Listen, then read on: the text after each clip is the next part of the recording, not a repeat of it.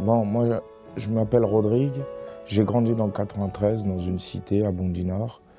Donc, c'est une cité où à mon adolescence, j'avais beaucoup d'amis. Donc, on s'entraînait à faire des conneries. À vendre de la drogue, à cambrioler, à se bagarrer avec d'autres cités, la notion du territoire. Voilà. Et un jour, il y a des sœurs qui sont venues dans les lieux où on avait nos points de deal. Voilà. Et ces sœurs-là nous ont un peu interpellés. Qu'est-ce qu'elles foutent là?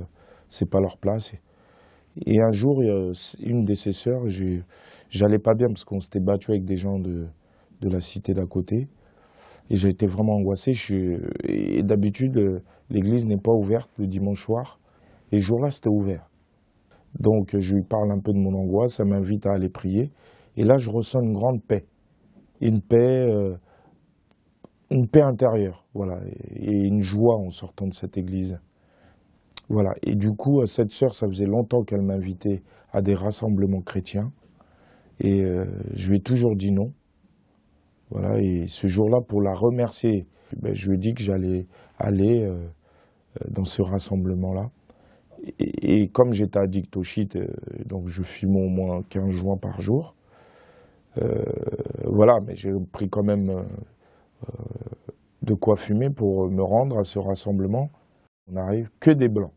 Que des blancs. On se dit, oulala, qui sourit tout le temps. Tu viens d'où? Qu'est-ce que tu fais? C'est des gens que j'avais jamais vus, moi, de ma vie. Donc je me suis dit, mais qu'est-ce que je fous là? Et je me suis dit, bon, Seigneur, si tu existes, fais-moi signe, je suis là. Je me suis mis à chialer, à pleurer, à demander pardon. Et moi qui avais déjà fait des gardes à vue, déféré au parquet, devant les juges, j'avais jamais pleuré. Et là, je me suis mis à pleurer, à demander pardon, et je savais pas pourquoi je demandais pardon. J'étais plus le même. Donc j'ai jeté le shit que j'avais ramené pour tenir les 5 jours. À ce moment-là, je savais pas c'était quoi.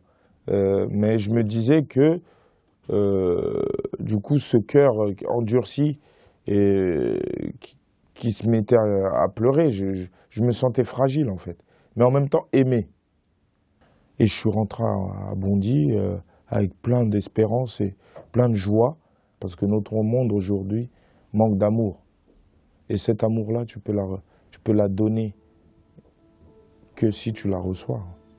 Voilà mon challenge, que à travers moi, Jésus puisse changer les trajectoires de toutes les personnes que je rencontre.